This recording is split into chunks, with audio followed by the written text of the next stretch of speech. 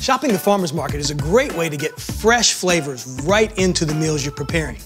And if it's a time of year where the farmer's market's not around, your produce section of your grocer is the best place for fresh produce. We're gonna do a quick saute of items we picked up. We have peppers, tomatoes, onions, garlic, corn. Great way to pull together a quick dish of sauteed vegetables. So we'll start with onion and garlic. Put those into the dish. You want to cook these just long enough to get them a little translucent, which means they're adding a little flavor and breaking them down, but they're not changing color. We're not trying to brown them. And as soon as the garlic becomes fragrant, then you can add your next ingredient. So I got a little bit of red bell pepper, as well as a little bit of poblano pepper. You add the vegetables in the order that it takes the longest time to cook. So onions and garlic first, then your peppers if you're using any. Then we'll finish up with those that take a little less time. Okay, to this we're gonna add a little bit of corn. We cut it right off the cob. It's fresh. If you don't have the ability to use fresh corn, frozen corn works just fine. And as that corn starts to cook, it will release a little bit of its liquid. You can see all the colors coming together, the red, the green, the yellow, the white in there. It makes for a really nice, appetizing dish. It looks bright, it'll look bright on the plate as well.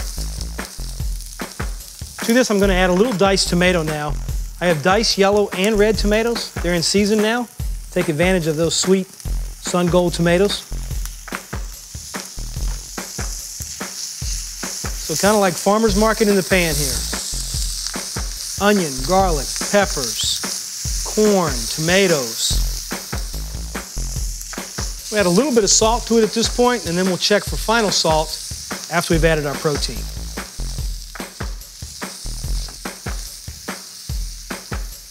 Doesn't take long for the corn or the tomatoes. You're just trying to really heat those through. That's where we are. So at this point, your veggies are essentially done. And what you want to do is you want to add whatever protein you've decided. Whether you want to go with a little rotisserie chicken, maybe a little smoked fish, or in this case today, I think we're going to do a little black bean. We're in the mood for a vegetarian finish. So we'll take some black beans, and you want to get all the flavors that you've developed in this pan into the protein as well. So we'll just put some black beans in there.